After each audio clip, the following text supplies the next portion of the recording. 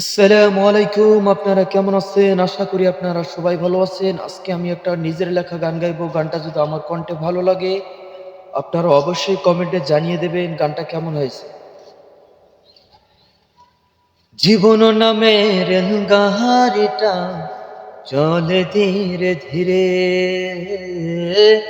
জীবন নামে রেলগাড়িটা চলে ধীরে ধীরে। কোথায় গেলে থামবে গাড়ি,